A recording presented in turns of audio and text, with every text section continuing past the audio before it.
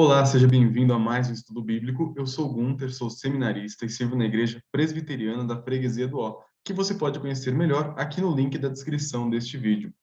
Finalmente chegamos ao fim de mais uma série de estudos, já estudamos alguns profetas do Antigo Testamento, algumas passagens do Novo Testamento, e agora nós vamos encerrar mais uma série de estudos sobre a oração do Pai Nosso, a oração do Senhor, em que nós estamos meditando já há algumas semanas e meses em cada uma das petições, em cada uma das partes dessa oração tão preciosa para toda a nossa vida cristã. Hoje nós vamos tratar do finalzinho dessa oração, que está lá no final do versículo 13. É uma parte que está entre colchetes em algumas traduções que nós temos, que diz: Pois teu é o reino, o poder e a glória para sempre. Amém.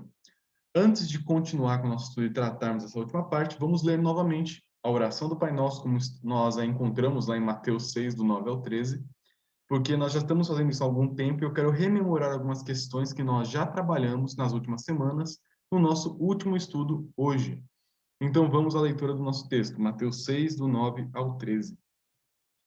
Portanto, vós orareis assim: Pai nosso que estás nos céus, santificado seja o teu nome. Venha o teu reino, faça-se a tua vontade, assim na terra como no céu.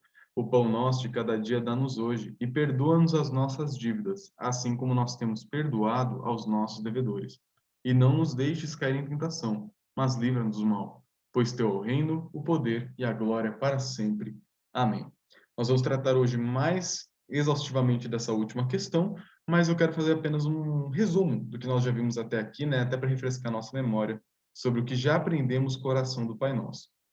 De novo, lembre-se disso. Você não é obrigado a orar essa oração exatamente como ela está escrita, mas não existe nenhum problema em fazer. Por quê? Jesus nos dá essa oração, nos ensina essa oração, para que nós tomemos ela de modelo para nossas orações, e também não há nada de errado em orar essa oração, repetir essa oração, como, por exemplo, nós, na Freguesia do Ó, fazíamos ao final do ofício da manhã. Isso é um costume de muitas igrejas cristãs e não há nada de errado em fazer isso. Mas eu quero que nós possamos ir além disso. Não apenas repetir, não apenas decorar, o que é algo bom, porém nós temos que entender em profundidade o que essa oração pode nos ensinar e aplicar para a nossa vida. Por quê? Logo no começo da oração, o próprio Senhor Jesus, nosso Deus, nosso Salvador, diz que essa oração deve ser orada da seguinte forma: ele dá um modelo de oração, dá uma instrução para os seus discípulos. E vimos também, já durante todos esses estudos, que a oração tem duas partes. Uma referente àquilo que nós pedimos com relação a Deus, e a outra parte referente à nossa vida cotidiana. Dilemas do dia a dia, relacionamentos, questões com o diabo, com o mundo e com tudo mais. É uma oração que, apesar de ser tão pequena, em tão poucos versículos, consegue resumir praticamente toda a nossa esperança, toda a nossa vida cristã, quase toda a nossa fé. Se nós formos pensar em cada uma das petições e tudo aquilo que ela implica, tudo aquilo que está inferido nela, nós podemos talvez ter um resumo de toda a fé cristã em uma única oração. Então, o que eu quero fazer agora é comentar bem rapidamente cada uma das petições que já vimos. Eu tenho feito isso em todos os vídeos, acrescentando algumas coisas, tirando outras, para que nós possamos trabalhar de formas diferentes aquilo que já foi decorado. E a grande dica que eu dou para você decorar e aprender profundamente sobre alguns conceitos é explicando eles. À medida que você vai explicando, você vai formulando maneiras diferentes de entender aquilo. Então, o que eu faço aqui não é que eu estou desmentindo algo que eu disse antes ou mudando algo que eu já falei. Mas a ideia é quando eu faço as recapitulações com você, até eu mesmo faço isso para mim, é explicar com outras palavras aquilo que foi aprendido, para ver se de fato nós aprendemos e internalizarmos aquilo de maneira um pouco mais ampla. Então, até um exercício que eu desafio você, convido você a fazer. Pega aquilo que você já acredita, aquilo que você sabe, e tente explicar aquilo de formas diferentes, com outras palavras, toda semana, de maneiras repetidas, porque ao longo do tempo você vai adquirir o conhecimento de maneira mais profunda. Então, na primeira parte da oração do Pai Nosso, nós vemos as três primeiras petições, que dizem que o nome de Deus seja santificado, que o reino de Deus seja manifesto e que a vontade de Deus seja realizada nesse mundo, assim como ela é realizada no céu. Quando nós olhamos para essa primeira parte da oração do Pai Nosso, nós aprendemos que Deus vem em primeiro lugar na nossa vida.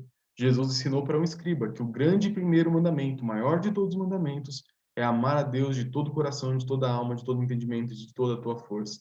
Deus é o princípio, Deus é o principal. Ele merece toda devoção, glória e louvor para sempre. E se Deus é isso, e se ele merece tudo isso, a nossa oração, em primeiro lugar, tem que buscar louvar esse Deus. Então nós, por amarmos esse Deus, queremos que o nome dele seja glorificado, reconhecido por tudo e todos. Além disso, nós queremos que esse reino de amor do nosso Deus, esse reino maravilhoso, seja expandido, porque nós já desfrutamos um pouco dele, sabemos como ele é bom e queremos que ele se espalhe por todo mundo. Quando nós pensamos também na vontade de Deus, que para quem não teme a ele, parece um fardo pesado, uma tortura, um abuso, talvez até mental, se a gente for pensar de maneira bem crítica, nós que experimentamos essa vontade, sabemos que ela é boa, agradável e perfeita. E quanto mais conhecemos a vontade de Deus, mais conhecemos a lei do Senhor, conhecemos a sua vontade expressa na Escritura, mais nós queremos ver essa vontade sendo realizada no mundo, porque sabemos que ela, de fato, promove o bem que nós mais precisamos. Quando olhamos para a oração do Pai Nosso, nessa primeira parte, vemos que Deus é o centro de tudo. Ele tem que ser conhecido, ele tem que ter o seu reino manifesto como grande rei que ele é, e ele também deve ter a sua vontade obedecida como ela já é obedecida pelos seus santos anjos lá no céu. Mas a oração não termina por aí. Na segunda parte dela, nós vemos como que nós devemos orar diariamente, assim como nós pedimos o pão diário, devemos orar por tudo isso diariamente, pedindo questões que não são meramente mundanas. São questões da nossa vida no aqui e no agora, mas que são extremamente importantes. Tanto que Jesus nos ensina a orar por essas coisas. A primeira delas é pedir que Deus nos dê o sustento diário, o pão nosso de cada dia. Você trabalha, você economiza, você investe em ações, faz o que você quiser com o seu dinheiro, com o seu trabalho, com sua força. Porém, o sustento vem do Senhor. Nós nunca podemos nos esquecer disso para não nos tornarmos arrogantes, autossuficientes ou prepotentes. Precisamos sempre lembrar na oração do Pai Nosso, toda vez que nós a orarmos, de que, por mais que me esforce, por mais que Deus tenha me dado inteligência, habilidades para conseguir recursos, é Ele que me dá. Deus dá aquilo que os seus amados precisam enquanto eles dormem. Nós não temos participação definitiva para conseguir tudo aquilo que precisamos para viver, porque é Deus que cuida de nós. Também nós vimos que precisamos pedir para Deus, na verdade, me enrolei aqui um pouquinho, precisamos pedir para Deus que Ele nos dê um coração perdoador. Assim como nós esperamos que os outros nos perdoem, nós precisamos perdoar também. Quando você conhece o perdão de Deus que Cristo fez na cruz por nós, não há desculpas para não perdoar o próximo. Nada que outra pessoa possa fazer contra você é tão grave quanto aquilo que você já fez contra o seu Deus, e ele te perdoou. Por isso, nós precisamos aprender a perdoar não como uma coisa que dá ou não dá para fazer, mas como uma obrigação do cristão. Todo cristão, todo aquele que conhece o perdão de Deus, tem o dever de perdoar sempre, porque o próprio Senhor Jesus nos ensina na oração e logo depois dela, nos próximos versículos, que se nós não perdoamos as pessoas, nós não temos perdão da parte de Deus. Nós precisamos ir de perdoados a perdoadores. Isso é até o nome de um livro muito interessante, caso você queira ler mais sobre esse assunto. De perdoado a perdoador, do autor Jay Adams. Mas continuando, nós temos a petição do perdão, também temos a petição do livramento de tentações. Nós somos frágeis, suscetíveis a diversos tipos de ataques psicológicos, espirituais e físicos. Nós podemos passar por diversos testes e desafios na vida e precisamos pedir constantemente para que Deus nos dê a força necessária, a fé necessária para perseverar e vencermos as tentações. E que Ele nos livre daquelas que são além das nossas forças. E Ele promete fazer isso na Sua palavra. E também, na última semana, vimos a última petição, que Deus nos proteja dos ataques do mal, que vimos que se aplica a várias questões, mas mais diretamente a obra de Satanás nesse mundo e também contra a nossa vida cristã, nossa vida de modo geral. Satanás é poderoso, é terrível, é feroz, é maligno. Porém, o nosso Deus é muito maior do que ele. E sempre que nós oramos, precisamos lembrar, existem inimigos por aí, existem maus que tentam nos atacar a todo instante, porém nós temos um Deus que tem poder e precisamos descansar nesse poder que ele tem. Portanto, ao olhar para a oração do Pai Nosso e tudo isso aqui que eu tentei resumir em poucos minutos agora, nessa última recapitulação, nós temos as bases de toda a nossa vida cristã. A centralidade de Deus, o reino de Deus, o poder de Deus, a vontade de Deus, a nossa fragilidade, a tentação, o dilema da santificação, a luta que nós precisamos ter para encontrar vitória na luta contra o pecado, também a graça de Deus em nos perdoar. Tudo que nós precisamos na vida cristã está resumido na oração do Pai Nosso. Mas vamos continuar hoje com o finalzinho dessa oração, que, como eu já mencionei no começo, está entre colchetes. E é isso que eu quero explicar para vocês agora nesse nosso último estudo. Esse texto, pois teu o poder, o reino e a glória para sempre. Amém. Está entre colchetes. E por que disso? Talvez na sua leitura bíblica, na sua Bíblia de papel, né? Nem toda Bíblia no celular tem essa funcionalidade, tem toda essa diagramação. Às vezes, em alguns textos do Novo Testamento, vão estar entre colchetes, como esse que eu coloquei aqui na tela. Esses colchetes que aparecem na nossa tradução em português, não se... deixa eu falar primeiro o que significam. Significam que são passagens trechos ou palavras, expressões que estão ali no Novo Testamento, que não estão necessariamente em todos os manuscritos que dão origem ao Novo Testamento como nós temos hoje. Deixa eu falar isso de outra forma. A Bíblia que nós temos hoje não caiu do céu em português, né? Deus inspirou Paulo a escrever em português para nós lermos hoje no século XXI, muito menos a linguagem que temos hoje no português no século XXI. A Bíblia foi escrita há milhares de anos atrás. O escrito mais antigo foi escrito por volta do ano 90, segundo alguns estudiosos, que foi o Apocalipse. O último documento tem quase 2000 anos já atrás. E quando os autores do Novo Testamento escreveram o Novo Testamento, eles escreveram ele em grego, como esse texto que está aqui na tela, que é da carta aos Romanos de Paulo. Quando nós olhamos para o texto grego escrito pelos autores lá 2000 anos atrás, nós temos uma questão importantíssima que a igreja teve que lidar. Com o passar do tempo, aquela carta escrita por Paulo à igreja de Roma foi passada de mão em mão e o papel vai se desgastando. Para preservar aquilo que os apóstolos escreveram, os evangelistas e outros autores bíblicos escreveram, era necessário fazer cópias. Então você pegava o texto original que Paulo escreveu da mão dele mesmo e você escrevia uma cópia para que aquele texto não se perdesse. E a igreja foi muito habilidosa em fazer isso durante todo o primeiro século, todo o primeiro século, na verdade. Durante todo aquele período, a igreja se empenhou com unhas e dentes a escrever o maior número de cópias que conseguia. E essas cópias eram utilizadas para cada igreja, para os cultos, eram utilizadas para ensinar outras pessoas, para se guardar em casa, para ensinar em algumas comunidades, criar discípulos. Então, os documentos do Novo Testamento foram copiados de maneira assim gigantesca. Tanto que dos documentos daquela época, ou até um pouco anteriores, nenhum deles se compara em número de cópias ao Novo Testamento. O que eu quero dizer com isso? Nenhum texto antigo de Aristóteles, Platão, dos Césares, nenhum desses grandes autores do passado tem um documento tão comprovadamente estabelecido como o Novo Testamento. Se tem um documento que você pode confiar, que veio da antiguidade até os dias de hoje, é o Novo Testamento, especialmente não, mas toda a Bíblia, especialmente o Novo Testamento. Quando você pensa no Testamento, você tem um texto absolutamente confiável nas suas mãos. E aí que nós entramos nos colchetes. E você precisa entender essa primeira parte para entender o porquê dos colchetes. O que acontecia? Paulo mandou a carta para os romanos. Lá na igreja de Roma, fizeram algumas cópias daquela carta para que outras pessoas pudessem ler e guardar o texto. Com o passar do tempo, quando um copista, que ele copiava, você ia fazer a sua cópia, ele tomava cuidado para não copiar erros de português, alguma imprecisão, algum borrado de tinta, alguma questão. Ele tinha um certo cuidado para fazer aquele trabalho de maneira muito bem feita, de maneira excelente. E, em alguns casos, como é o caso agora do texto de Mateus 6, versículo 13, nós temos uma adição. E calma, não se assuste com isso. Quando eu digo uma adição, é pelo seguinte: a oração do Pai Nosso é importantíssima. Acredito que você já percebeu isso pelos nossos últimos estudos. A oração do Pai Nosso ela era utilizada de maneira ampla na igreja primitiva. A igreja usava essa oração do jeito que ela está escrita, muitas vezes em cultos. O oficiante, o líder da cerimônia lia a oração e a igreja respondia com um amém, respondia com uma doxologia, que é o nosso caso aqui. A igreja respondia com pois teu reino, o poder e a glória para sempre. Todos diziam amém. Começaram a surgir alguns hábitos litúrgicos na igreja. Então, toda vez que se lia a oração do Pai Nosso, algumas comunidades, muitas comunidades, encerravam a oração dizendo: pois teu reino, o poder e a glória para sempre. Amém. E de tanto fazer esse uso litúrgico do texto, alguns copistas começaram a inserir no texto essa parte, pois teu poder, o reino e a glória para sempre. Amém. O que eu quero dizer com isso? Muito provavelmente, quer dizer, hoje é consenso acadêmico, com toda a certeza do mundo, não foi Jesus que disse essas palavras, pois teu reino, o poder e a glória para sempre. Amém. E calma, isso não deve te assustar de maneira nenhuma. Na verdade, saber que isso não foi dito por Jesus é mais uma comprovação de que o texto é confiável.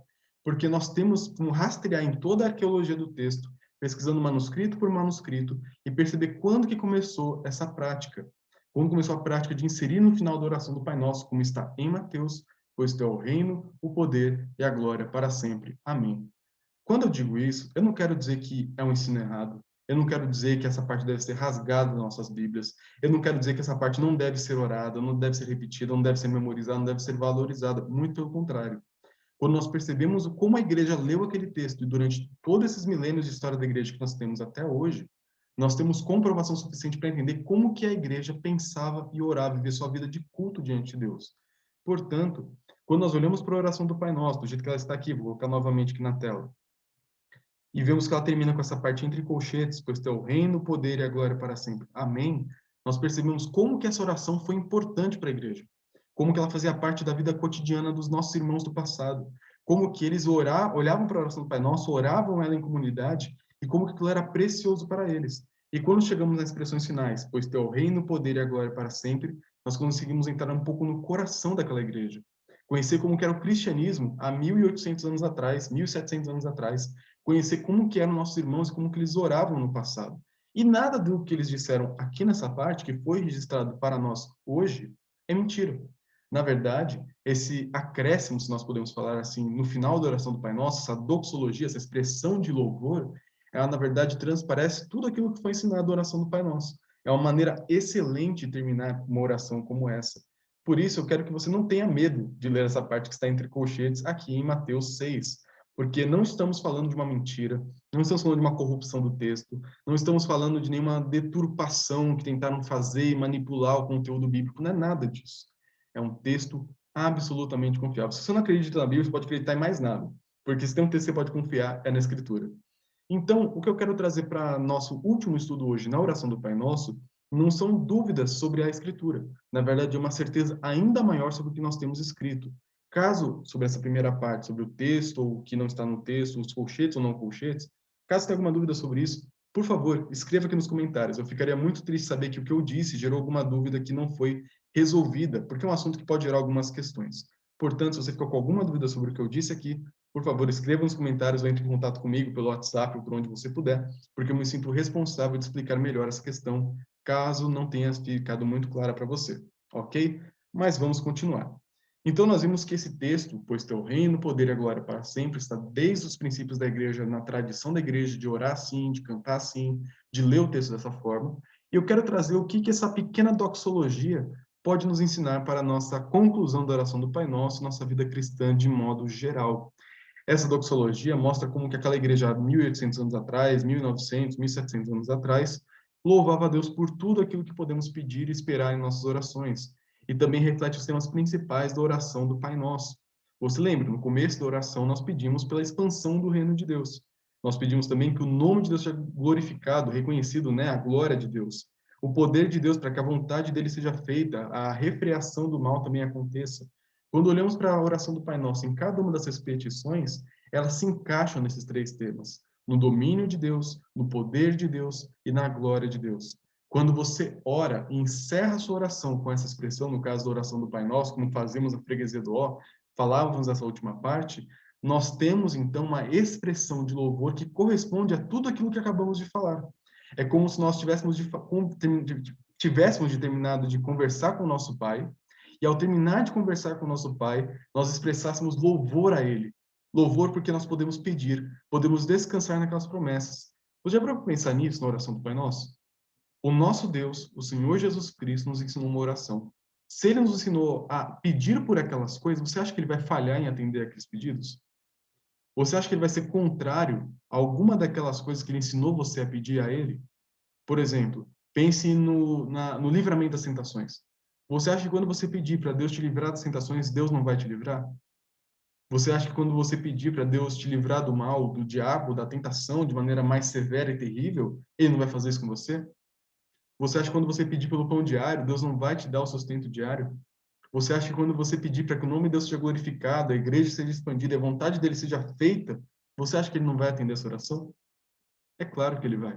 Porque cada uma dessas coisas são coisas preciosas para o nosso Deus. Ele ama a sua própria glória, ele ama a fama do seu nome, ele não é arrogante em fazer isso, ele é a única pessoa que não é arrogante em promover a própria glória. Quando nós pensamos no nosso Deus, nós temos também aquele que é extremamente bom, ele é a definição da bondade.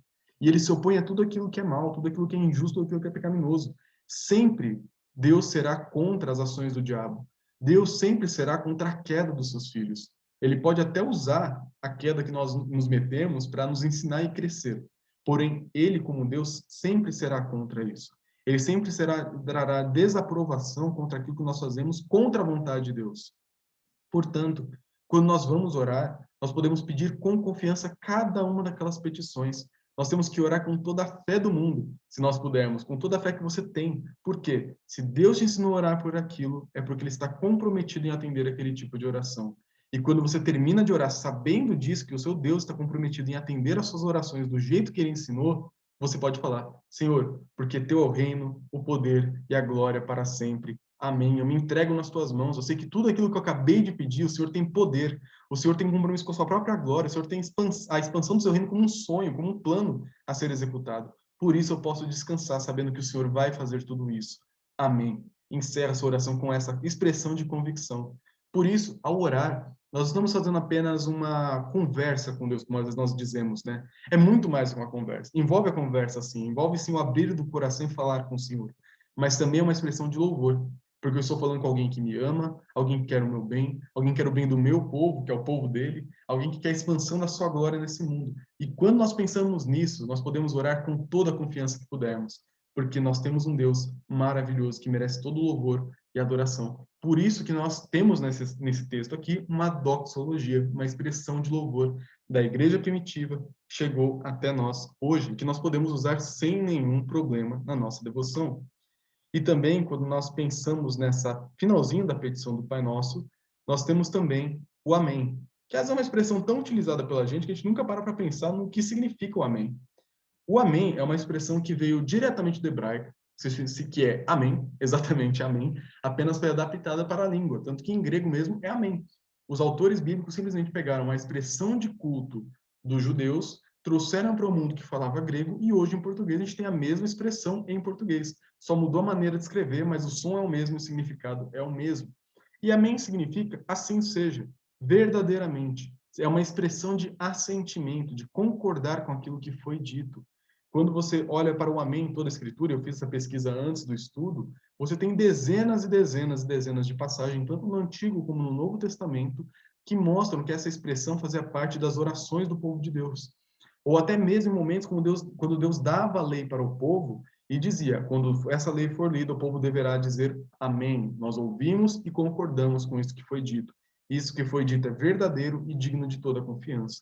O amém faz parte da vida do povo de Deus. E quando nós terminamos a nossa oração particular, ou especialmente a comunitária, nós devemos, se nós formos seguir o costume do povo de Deus, falar esse amém no final. Um amém enfático, um amém com certeza, não é aquele amém. É amém. Eu acredito nisso.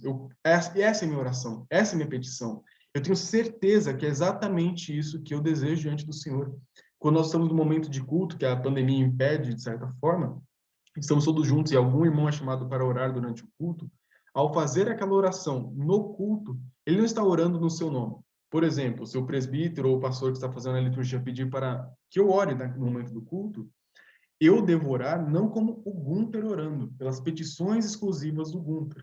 Eu, no culto, devo orar em nome da igreja, pelas petições da igreja. De preferência, até utilizando pronomes que incluem toda a igreja, como nós. Nós precisamos, nós te adoramos, nós queremos, nós amamos, nós louvamos. Por quê? Não é a minha oração naquele momento, é a oração do povo de Deus. Por isso que quando alguém faz uma oração no culto público, nós devemos prestar muita atenção no que é dito, porque ao final, sendo aquilo a nossa expressão de adoração a Deus, nós devemos terminar com um amém. Todos devem dizer amém, um amém com convicção, um amém com atenção, um amém com todo o coração, porque ao dizer isso, nós estamos concordando não apenas com, ok, é isso mesmo, mas exatamente isso. Exatamente essa é a minha confiança, exatamente essa é a minha petição, exatamente esse é o meu desejo. O amém significa muito para a nossa vida coletiva como igreja, que está impedida por conta da pandemia. Ao dizer amém, nós nos fazemos um só. Ao dizer amém no fim de uma oração no culto, nós somos um só povo, uma só boca em oração diante do nosso Deus. Portanto, quando você for orar e encerrar sua oração, o amém não é uma mera formalidade, não é aquele enter que você clica para enviar um e-mail para o Senhor. O amém é uma expressão de confiança, de fé naquele que está te ouvindo. Portanto, quando você for orar em casa, a oração do Pai Nosso ou qualquer outra oração, lembre-se do amém não só como uma mera formalidade, mas use ele da maneira que ele deve ser utilizado na nossa vida de piedade diante do Senhor. E eu quero encerrar nossa série de estudos da oração do Pai Nosso, trazendo algumas breves aplicações, breves reflexões. A primeira delas é que nós precisamos viver cada instância da nossa vida em louvor a Deus. Inclusive, por mais estranho que isso pareça, as nossas orações. A igreja sempre caminhou assim. Ao ler a oração do Pai Nosso, com esse trecho entre colchetes no final, nós aprendemos que a igreja sempre viu a oração como uma expressão de louvor.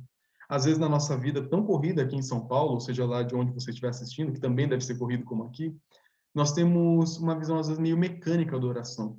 A oração é aquilo que eu faço. A oração é o abrir o coração para Deus. A oração é o falar com Deus. E acaba se tornando algo mecânico, e não é necessariamente errado ser organizado na oração. Mas o problema é quando a oração se vira apenas um fazer por fazer. Como se eu pedisse agora, estivéssemos aqui presencialmente reunidos e falasse assim, irmão, por favor, nos dirija a Deus em oração. E aí você fica assim, preparado, agora eu vou orar, agora eu vou orar. E aí começa a pensar naquela oração. Sim, não é errado. Não é errado se planejar, não é errado pensar logicamente na sua oração, isso é até bom, na verdade, porque ensina os outros também a orar. Porém, oração é adoração. Se a sua oração não passa da formalidade que é boa, você não está orando direito. Se a sua oração é apenas sabe, vou abrir minha boca e falar algumas coisas para o Senhor, isso ainda não é uma oração direito. A oração verdadeira, a oração bíblica é uma expressão de adoração, mesmo que seja com lágrimas, mesmo que seja com o coração apertado, porque nós podemos ter a certeza de que temos um Deus que nos atende, que nos ouve, que está atento à nossa oração. Por isso, cada uma das nossas orações poderia terminar com pois teu reino, o poder e agora para sempre, amém? Ou qualquer outra expressão de louvor, porque orar é adorar a Deus. Quando você fala com Deus em oração, você não está apenas falando, você está adorando a Ele, porque você só fala com Ele porque você sabe que Ele pode te atender, que Ele se importa com você, que Ele te ama. Por isso, a oração não é só falar. Oração é adorar através dessa fala, às vezes até do próprio coração, a gente não abre a boca para falar, mas pensa. Essa é uma atitude de adoração. E se não for isso, temos um problema na nossa oração. E também, por último, precisamos guardar os ensinamentos que adquirimos ao meditar nas petições da oração do Pai Nosso, a oração do Senhor, e buscar incorporar cada uma daquelas petições na nossa devoção diária. Por isso, leia a oração do Pai Nosso novamente ao terminar esse estudo. Se você ficar com alguma dúvida, pode me perguntar, manda um WhatsApp, converse comigo, leia de novo, veja algum vídeo novamente, pesquise materiais. Por quê? Como eu já disse, na oração do Pai Nosso, nós temos o resumo da nossa vida cristã.